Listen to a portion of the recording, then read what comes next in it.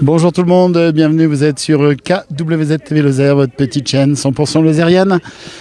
Sébastien, vous l'avez dit, on en a parlé, vous avez le sport qui va prendre une place de plus en plus importante sur la chaîne. Et là aujourd'hui nous sommes sur le Cos d'Auge au-dessus de Mende avec des jeunes sportifs. On va vous expliquer un peu tout ça. C'est une association qui s'appelle le COL, le Centre Omnisport Lozère. Et vous avez vu dans la patate, hein, ils courent, ça galope. Alors ici ils sont habillés en rouge. C'est des étudiants, des lycéens, des collégiens. Et en fait, regardez ici, ils s'entraînent. Vous avez plusieurs niveaux. On va vous expliquer tout ça. Sébastien, bonjour Sébastien, qui a rejoint KWZ TV Lozère, qui est en train d'enlever son masque. Attends, il te faut un micro, si t'as pas de micro. Alors raconte-moi un petit peu pourquoi on est ici aujourd'hui, Seb. Alors bonjour à tous, bienvenue sur KWZ TV Lozère. Alors on est ici pour présenter le COL, le Centre Omnisport de Lozère. Donc on est sur les hauteurs de Mende, comme a dit Eric, sur le Cos d'Auge. Donc comme vous voyez, vous avez plusieurs sections de jeunes footballeurs qui sont en plein effort. Donc ils sont en train de s'entraîner pour être, c'est un peu l'excellence lozérienne pour le football. Et c'est monsieur Daniel Tessier qui va nous présenter un peu tout ça, le président du COL. Alors, je vais arriver avec vous, Daniel. Une seconde, je fais juste un tout petit plan quand même de ces jeunes là qui courent au ras du sol pour montrer un petit peu. Alors, vous avez des bonjours de tout le monde, hein. Tout le monde commence à dire bonjour. Voilà, donc je ne sais pas si vous êtes chez vous tranquille en train de faire du sport, vos courses à la maison. Mais regardez, là nous sommes donc ici. Ah bah pile au moment où je me mets à l'endroit qui va bien, il se repose 3 secondes. Eh ben écoutez, on va aller voir le coprésident, hein, je crois, de l'association Le Col. Sébastien, à toi les questions. Alors bonjour Daniel, merci de Eric, Sébastien, bonjour à tous les deux et bonjour à tout le monde. Merci de nous accueillir sur ta structure. Alors vous avez vu, ils m'ont prêté déjà la tenue pour être comme eux. Donc voilà, je peux faire la séance si j'avais envie ou si j'ai envie. Donc voilà, Daniel, tu vas nous présenter. Alors, juste une seconde, la tenue, elle existe qu'en XXXS ou alors pour les grassouillés comme moi ça marche? On fait tous les formats, mais c'est vrai qu'on a plutôt tendance à avoir une population svelte puisque ce sont que des jeunes. Aïe. Bon, alors Seb, je me recule et je vous laisse poser les questions. Donc Daniel, tu vas nous présenter en quelques mots donc, le COL à Mende. Donc rapidement, c'est une structure qui a une vocation de formation sportive qui existe depuis maintenant 20 ans. On vient de fêter notre 20e anniversaire l'année dernière, puisque la maison a vu le jour en septembre 2000. Donc, comment la maison a vu le jour? C'est l'initiative, l'origine de ce projet? C'est une volonté affichée à l'époque, notamment par Jean-Jacques Delmas, maire de Mende de l'époque,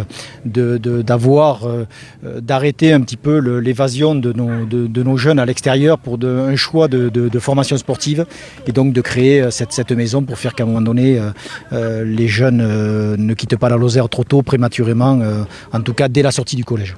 Voilà. Donc au COL, ici, nous sommes avec la section football, mais il n'y a pas que la section football. Il y a du cyclisme, et encore. On a deux pôles, Seb, on a deux pôles. On a le pôle foot et le pôle omnisport.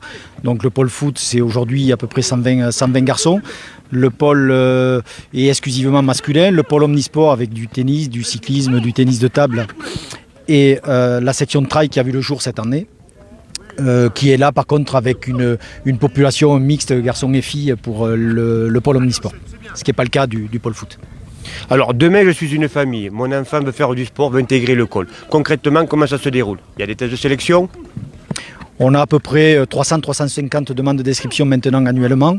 On a systématiquement, et la date est facile à retenir puisque c'est le lundi de Pentecôte, donc chaque année, lundi de Pentecôte, donc retenez bien le lundi de Pentecôte, on sait que le jour change chaque année.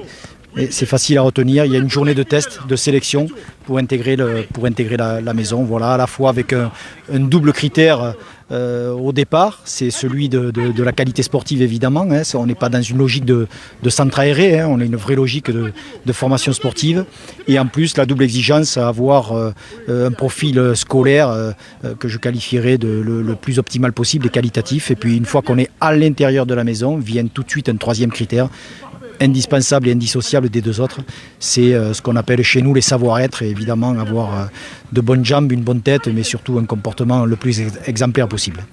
D'accord, donc en gros c'est un peu un esprit sain dans un corps sain, et savoir se tenir un peu à l'extérieur aussi. Donc ça nous forme des bons jeunes. Donc ici, en gros, ils ont quel âge ces sportifs qu'on voit là, ceux habillés en rouge là? Alors ce matin, on vous remercie de votre présence, mais nous, la séance aurait eu lieu avec vous ou sans vous, vous le comprenez bien. Donc là, c'est 2 groupes qui s'entraînent le samedi matin. Donc là, sous vos yeux, vous avez en rouge la catégorie U16 et en bleu de l'autre côté qui est la catégorie U18 et puis un 3e groupe puisqu'il y a en jaune complètement à l'angle du terrain le spécifique gardien de but qui là touche toutes les catégories de U12 jusqu'à U18 voilà, avec évidemment les cadres en question qui interviennent sur chacun des groupes. Alors juste une petite question, tout à l'heure quand on a préparé un peu ce direct, je me demandais ce que ça voulait dire U. Est-ce que vous pouvez éclairer nos spectateurs? Alors U, c'est un mot anglais puisque c'est under, donc en l'occurrence moins de 16, moins de 18, voilà, et ce sont des catégories officielles au niveau de la Fédération internationale de football, donc qui est applicable aussi en France. Donc c'est vrai que ce vocable de U, on se demande souvent ce que c'est under en anglais, donc moins de 16 et moins de 18. Génial, on en apprend tous les jours, hein. Sébastien, tu avais encore sûrement plein de questions. Oui, alors là, on peut dire que peut-être qu'on a le futur Zizou sous les yeux. C'est possible, en intégrant le col. Oui, alors on fait très attention à ça, on essaye aussi de cultiver la modestie et l'humilité. Et juste un chiffre que je rappelle souvent, mais je crois qu'il est suffisamment éloquent pour qu'on le reprenne. Un enfant sur 100 000 par génération devient footballeur professionnel, autant dire quasi personne. Donc si on a Mbappé dans la maison, on sera évidemment très honoré de l'avoir participé un petit peu à sa construction, mais bon, je crois que là il faut faire attention et savoir raison garder. D'accord. Ces jeunes-là font combien de séances de sport par semaine ? Alors exclusivement sur le centre, c'est 3 séances. Alors là, si je parle pour le pôle foot de ce matin, puisque je crois qu'on aura l'occasion, a priori, Seb, de se revoir, je crois, pour le pôle omnisport. Il y a un éclairage un peu plus fort sur l'omnisport. Là, sur le foot, ils s'entraînent 3 fois par semaine, plus la compétition le week-end, plus bien évidemment, ce sont des garçons qui sont aussi concernés par l'EPS la semaine, puisque ce sont que des collégiens et lycéens. Et puis aussi, ils sont engagés dans le sport scolaire, donc ça veut dire que c'est des garçons qui aujourd'hui ont une fréquence quasi journalière d'entraînement. Alors actuellement avec le Covid, je pense que vous êtes un peu perturbé. Est-ce qu'ils peuvent jouer un match ou pour l'heure actuelle plus de matchs, que des entraînements ? Non, on est très attentif au protocole, donc, et tout ce qui concerne les gestes barrières. Alors on le voit là par exemple sur les catégories U16, donc le travail reste un petit peu différent. Il n'y a plus nécessairement de notion collective puisque les temps de jeu pour éviter tout contact sont proscrits. Donc on applique scrupuleusement ce qui nous est demandé. Par contre, vous le voyez, ça n'empêche pas de faire des séances de qualité. Alors un peu plus orienté vers l'excellence individuelle et un travail une pédagogie un peu plus particulière. Ça nécessite beaucoup d'efforts pour l'encadrement d'être innovant à chaque séance, à la fois sur un travail athlétique, mais surtout aussi à cet âge des habiletés motrices et l'âge d'or de tout ça. On est très attentif aussi sur le plan technique. Là, vous travaillez quand j'ai travaillé, vous entraînez sur un terrain qui est exceptionnel. Vous avez dit c'est un terrain de la ville de Mende, c'est ça? Et c'est une structure par terre au sol, là je montre personne. Moi je croyais que c'était du gazon, mais pas du tout. Alors on a la chance effectivement de jouir d'installations qui appartiennent bien évidemment à la collectivité, qui sont hors normes. Et on a la chance et on est très heureux de ça, c'est qu'on a un outil fabuleux qui est le synthétique sur lequel nous sommes ce matin, qui nous permet de nous entraîner à Mende, quelles que soient les conditions, notamment hivernales cette année, puisqu'on est quand même pratiquement à 1000 mètres au COS. Et la neige est journalièrement enlevée par les agents. Donc franchement pour nous c'est fabuleux parce qu'ils s'astreignent tous les jours à déneiger le terrain. Et oui, cette année de la neige, il y en a eu, Sébastien. Donc quand ces jeunes-là peuvent effectuer sur leur championnat respectif, est-ce qu'on peut dire qu'ils jouent au niveau, le meilleur niveau régional avec d'autres jeunes, d'autres formations comme par exemple le Montpellier Hérault ou le Nîmes Olympique? Ces jeunes-là peuvent se confronter à des équipes pareilles? Alors c'est le cas aujourd'hui, on a la chance depuis l'année dernière d'avoir eu 5 accessions, donc ça veut dire qu'aujourd'hui un enfant qui est au centre de U12 jusqu'à U18 joue au meilleur niveau régional, donc c'est exceptionnel. C'est ce qu'on recherchait dans l'objectif d'une convention entre l'Avenir Foot Lozère et le COL. On essayait sur le sport co qu'est le foot d'avoir le plus haut niveau de ligue. Aujourd'hui c'est le cas, puisque quel que soit l'âge, je joue au plus haut niveau de ligue, donc ça c'est quelque chose qu'on n'a pas toujours eu, qu'on a obtenu après un travail de 7 ans dans le cadre de cette convention qui fait qu'aujourd'hui, oui, un enfant joue au plus haut niveau régional. On a un super niveau quand même ici en Lozère et particulièrement à Mende. Là, c'est une ville qui s'investit vraiment sur le sport. Hein. On peut dire vraiment qu'entre le volley qui marche pas si mal, qui a un niveau professionnel, on a quand même un niveau très bon ici. Je crois que si je ne dis pas de bêtises, il me semble que la ville de Mende peut s'enorgueillir d'avoir été 2 fois la ville la plus sportive de France. Je crois qu'elle a gagné 2 fois le challenge. Alors c'est sous votre contrôle, mais c'est ça. Oui, c'est ça, challenge de l'équipe. Oui. Voilà, Mende a été 2 fois ville la plus sportive des villes de moins de 15 000 habitants, ce qui est très bien. Et voilà. C'est vrai que c'est une ville sportive et un département sportif même. Hein. Il y a pas mal de sports en Lozère. Hein. Et donc du coup Sébastien qui est en rouge ici, qui a rejoint la grande équipe KWZ TV Lozère, qui regardez, il a ses petites pattes de canard avec ses petits pieds jaunes là. Voilà. Et il va galoper. Alors juste pour mes mots Sébastien, c'est toi qui avais traversé l'été dernier la Lozère du nord au sud, depuis le Mont Mouchet jusqu'au Mont Aigoual. Ouais, tout à fait, c'était un souvenir cet été sur 174 km. Et 5000 mètres de dénivelé. J'avais mis 41 heures, je me rappelle. D'ailleurs, j'ai eu pas mal de messages sur ça. Donc, je me rappelle, c'est pas si vieux que ça. Bon, alors, moi, je suis vraiment ravi que tu aies rejoint la grande famille KWZ TV Lozère. Alors, du coup, tu avais sûrement encore des questions. Alors oui, encore quelques questions, parce que je vois que quand même le niveau est quand même assez élevé. Et je suis surpris du niveau de ces jeunes-là, parce qu'on dit toujours en Lozère, c'est loin de tout, mais je m'aperçois que ce sont des jeunes qui y a quand même ça fait une petite heure maintenant que je suis là, il y a un sacré toucher de ballon quand même. Hein. Les gens qui disent qu'en Lozère il n'y a pas de niveau, je les invite à venir découvrir ces séances-là, et vous verrez qu'il y a vraiment du niveau. Hein. Je suis agréablement surpris par ce niveau-là.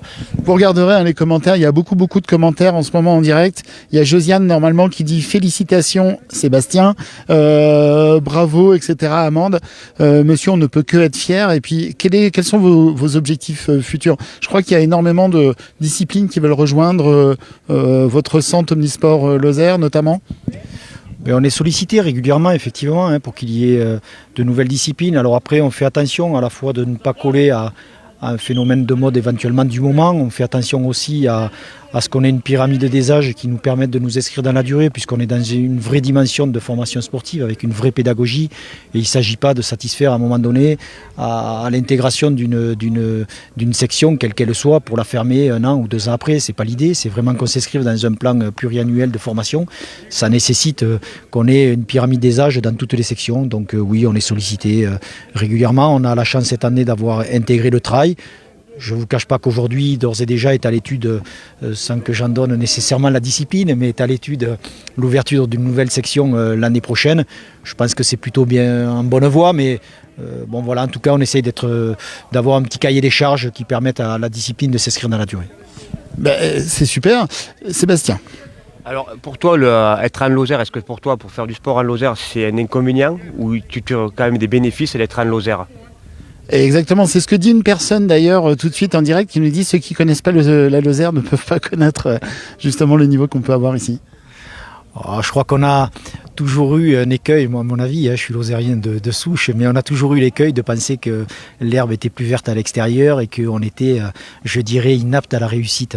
Je crois qu'il faut qu'on fasse de notre spécificité un atout et non pas un handicap. On a toujours considéré qu'on était moins fort, notamment que les urbains.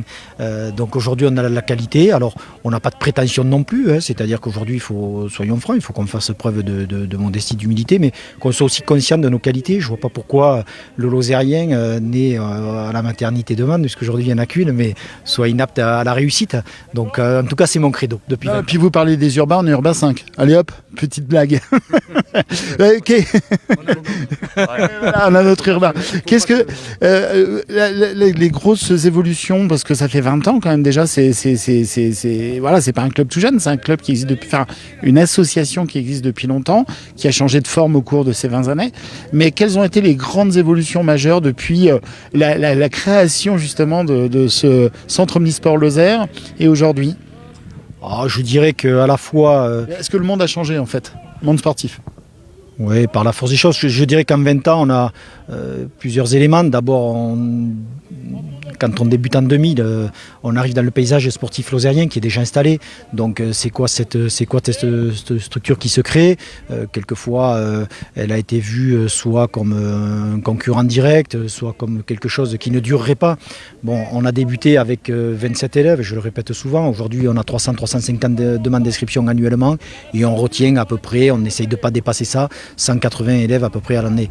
Voilà, après l'évolution, je dirais, c'est l'exigence du départ et les précurseurs que nous étions a fait place aujourd'hui à un modèle qui est quand même beaucoup plus connu, j'espère, et reconnu, puisqu'on n'a pas ces résultats sportifs sans qu'à un moment donné, on était en capacité d'avoir des process d'application qui permettent d'obtenir de tels résultats.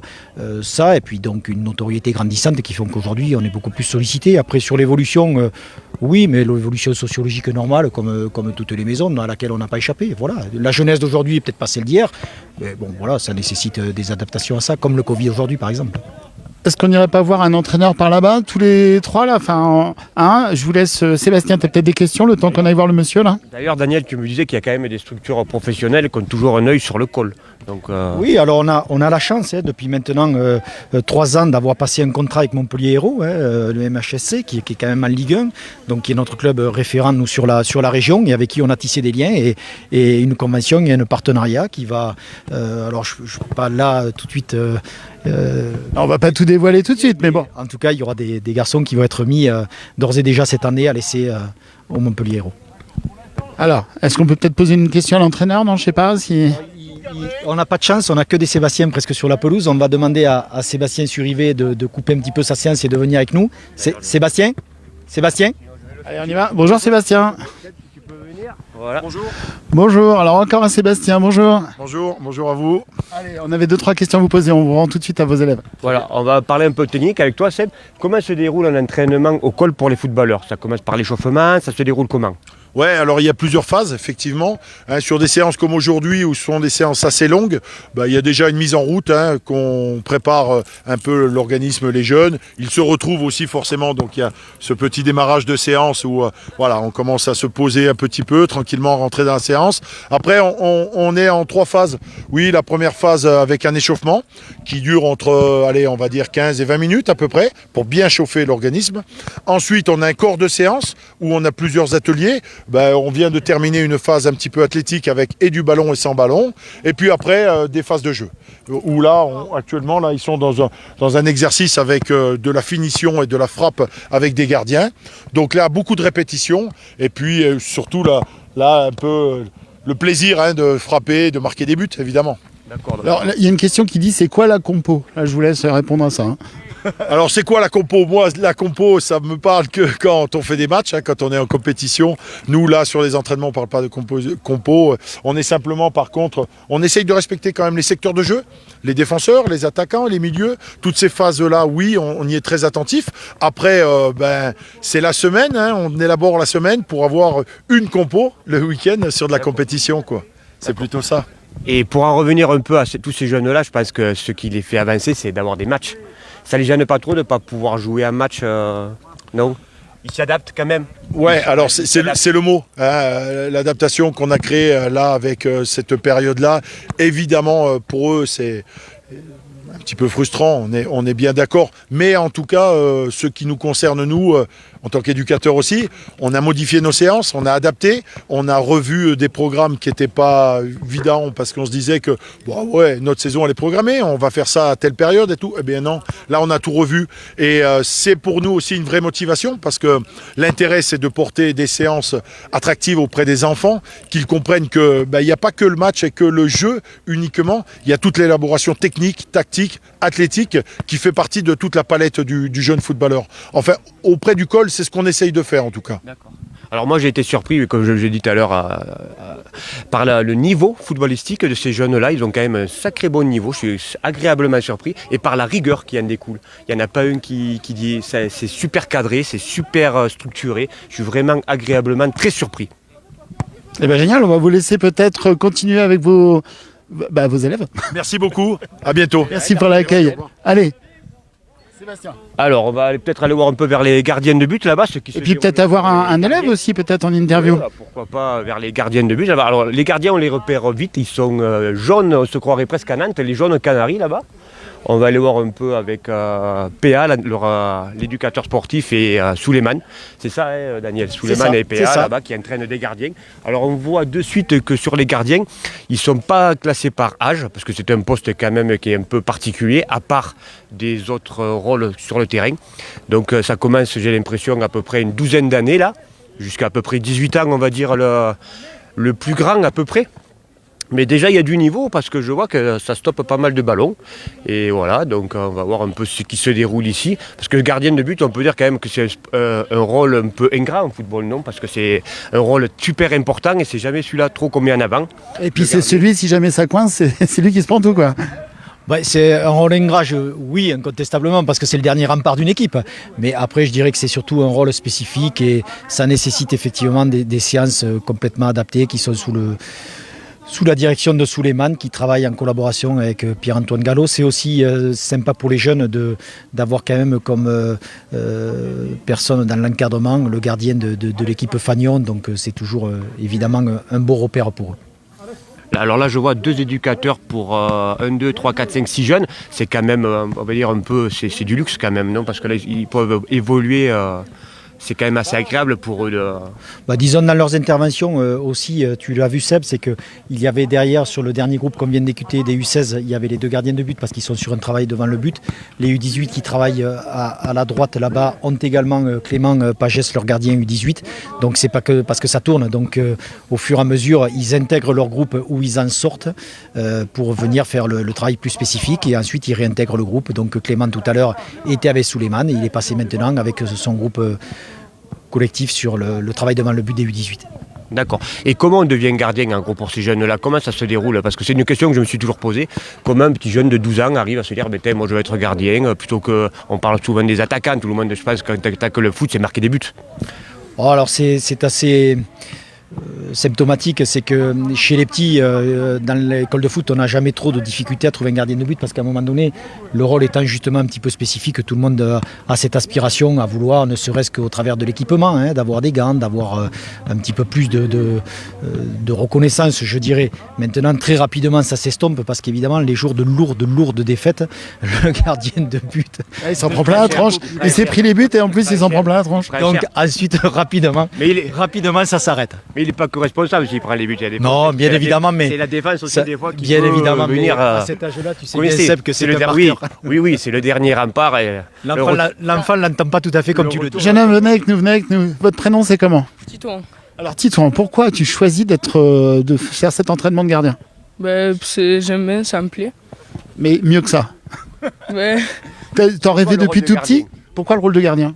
C'est depuis tout petit à la télé, j'admirais voir les gardiens quand ils faisaient l'arrêt. Mais qui tu admirais qui alors? Neuer. Ah, et donc du coup toi t'es un futur Neuer. C'est un gardien allemand ça. Gardien de l'équipe d'Allemagne, non, c'est ça? Oui. Ouais. D'accord. Et Hugo Lloris un peu moins du coup. Si, lui aussi, c'est fort. Ouais. Bon, et tu te situes comment alors toi du coup, ici? Moi j'aime bien. Et tu penses que tu y arrives? Tu te vois plus tard sur un niveau sympathique? J'espère. Et tu travailles pour ça d'ailleurs, hein. Il a le sourire. Hein. Ouais, non, Titouan fait partie des valeurs sûres. Nous, sur les gardiens de but, il est promis à un avenir, en tout cas, qui est prometteur aujourd'hui. Après, il lui appartiendra, je vais faire attention en le lui disant, parce qu'il ne faudrait pas que tout d'un coup, il pense qu'il est déjà Neuer. Mais en tout cas, bien évidemment, faire preuve de beaucoup d'humilité, encore une fois. Le maître mot pour les gardiens de but et tout le monde dans leur formation pour prétendre à ce qu'il peut, avec beaucoup de travail et d'abnégation, à un niveau qui sera pour lui probablement intéressant. Et il a eu raison de venir chercher le ballon, parce que du coup, c'est lui qui est devant la caméra. Donc U14, on en parlait tout à l'heure, U14, donc tu as un peu moins de 14 ans, t'as quel âge? J'ai 13 ans. Et voilà, c'est bon, j'ai compris. Allez, je te laisse aller galoper avec les ballons. Merci. Peut-être un entraîneur, là, en question une seconde, là, et puis celui que vous voulez? PA là-bas, qui est un peu plus à l'écart, parce que, hop là. Alors PA, moi je le connais, voilà, on va le faire venir à Pierre-Antoine vers ici, donc avec... PA, alors PA, Pierre-Antoine. Alors PA, lui, c'est pas un U14, lui, hein? Lui, non, lui c'est un U13. Mais vous Moi je fais partie de l'équipe senior. Senior R1. Ah, c'est un vieux. Non, On peut dire que tu es l'éducateur sportif du rôle pour les gardiens.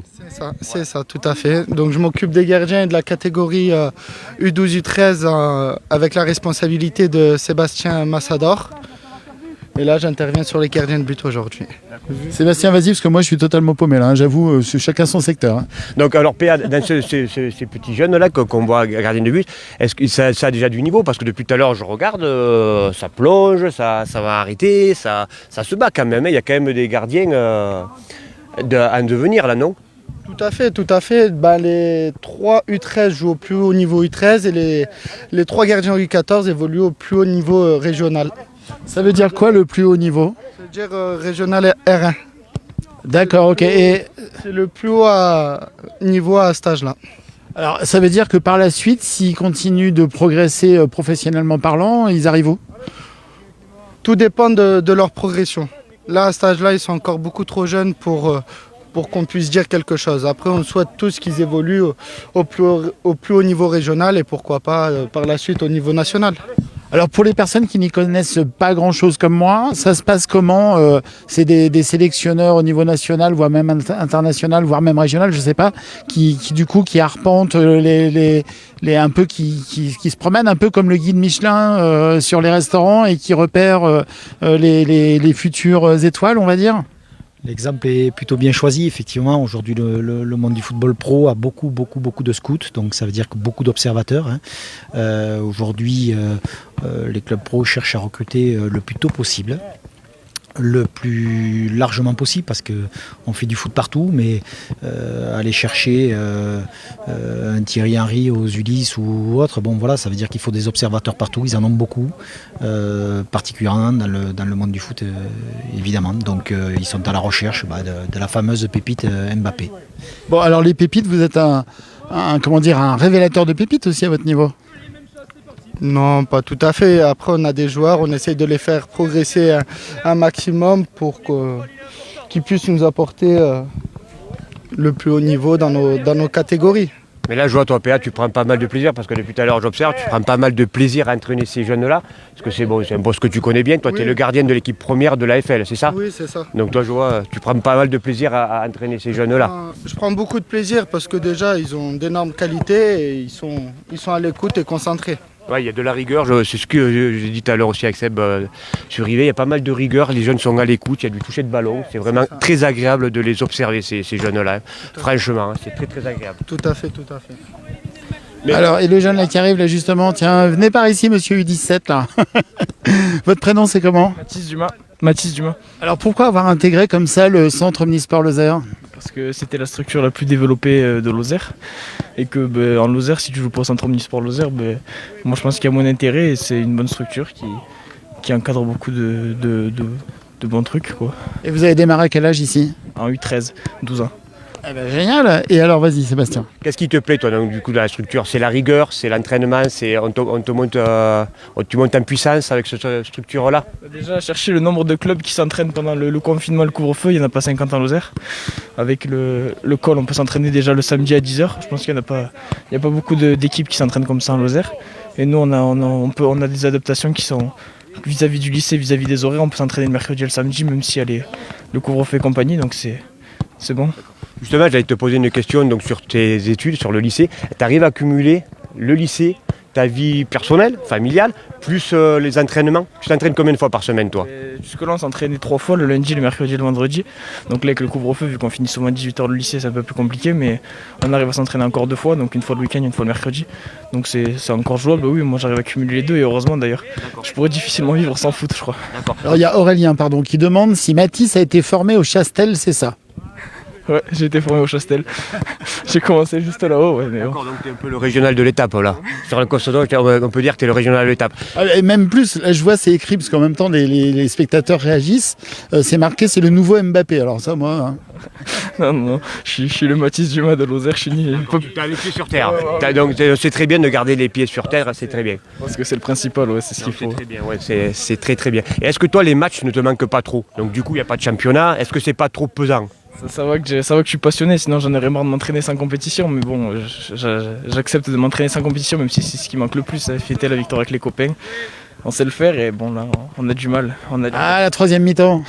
Non, du tout, rien que fêter la victoire dans les vestiaires, c'est quelque chose qui nous manque mais bon, faut continuer. On va espérer quand même, le soleil revient, le printemps revient, les belles saisons reviennent. Sébastien est hyper impatient. J'avais juste une petite question à poser à un petit Lozérien qui descend par exemple jouer à Montpellier ou à Nîmes Olympique ou à Montpellier. Pas trop un peu intimidant d'arriver là-bas? Est-ce que le petit Lozérien s'y fait vite? On va affronter le Montpellier Hérault, le Nîmes Olympique, des équipes de Ligue 1 dans leur senior. Pas trop un peu impressionnant ou vous arrivez sur le terrain On n'y va pas pour perdre, donc autant y aller pour gagner. Ah, belle philosophie, non? C'est pas mal. On essaye effectivement d'être contaminant là-dessus, encore une fois par rapport à ce que je disais tout à l'heure, à ce que le Lozérien soit en capacité à aller battre le Montpelliérain et le Nîmois lorsqu'ils se trouvent confrontés en compétition. Alors là, pour une fois, on est vraiment content d'entendre dire un bon contaminant. Bon, Oui. dans ce cas particulier, oui, absolument. Le sport, ça ne peut être que positif, on est bien d'accord? Tout à fait, il faut continuer à faire du sport, on le voit, il s'adapte. Voilà, vous avez vu Mathis, bon, nous on n'a pas les masques mais on se tient un peu loin. Mathis est venu parler. Si, les masques, vous les aviez, on les a enlevés pour l'interview. Voilà, ils sont à la main d'ailleurs, mais ils étaient... Voilà. On le remettra un peu plus loin. Mathis est venu, il avait son masque, voilà. Donc c'est fait proprement et bien fait, on va dire. Ben voilà, est-ce que vous vouliez ajouter quelque chose? Je pense qu'on a fait un tour assez complet. Qu'est-ce qu'on peut souhaiter de mieux au Centre Omnisport Lozère? C'est un bel éclairage, en tout cas on vous remercie de votre présence. Pour nous, on est très honorés de ça, puisque vous êtes la chaîne TV montante. Ah ben, je crois, on est comme vous, c'est la petite chaîne 100% Lozère, je dis bien 100% Lozère, alors je fais ma pub, 100% positive, on ne prend parti sur rien du tout. Voilà, nous on est totalement neutre sur tout, et l'idée c'est chez nous, il fait toujours beau d'ailleurs. Pour information, le logo KWZ TV Lozère, c'est un soleil et un arc-en-ciel. Un soleil et un arc-en-ciel, ça veut tout dire, c'est du positif, je pense comme vous. Hein. Écoutez, nous on est encore une fois honorés de votre présence et ce qui est sympa aussi c'est que nous on s'en rappellera puisque j'espère que notoriété grandissante, on aura peut-être demain des médias de renom, mais aujourd'hui on se rappellera que le premier reportage TV ça a été KWZ.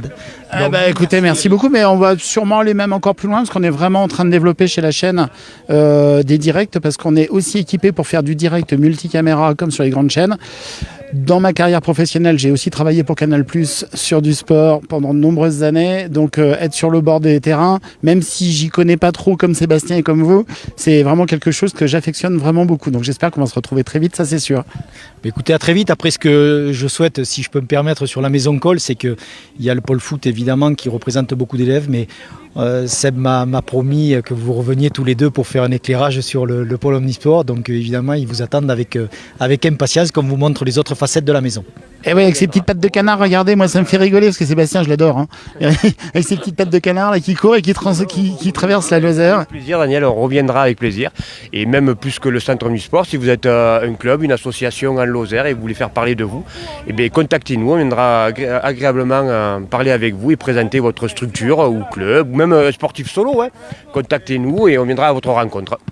Voilà, merci messieurs. Donc on va vous rendre l'antenne. Nous étions en direct depuis le Cos d'Auge à Mende avec le Col, voilà, qui est une grande association sportive avec un niveau certain. N'hésitez pas à les contacter. Vous allez retrouver le lien, bien sûr, sur le descriptif de ce direct. On vous souhaite un... C'est quoi aujourd'hui? C'est samedi. On vous souhaite un excellent samedi. Ah oui, au fait, n'oubliez pas d'aller acheter des petits présents sympathiques pour vos amoureuses et vos amoureux. Saint-Valentin. Comme d'habitude, c'est le petit slogan, ça va être « Va y avoir du sport sur KWZ TV Lozère », la petite chaîne lozérienne. J'oserais te demander de partir en courant? Allez, sur l'image de Seb qui part en courant. Bonne journée à vous. Donc Sébastien, correspondant KWZ TV Lozère, pour notre plus grand plaisir et surtout le vôtre. À bientôt.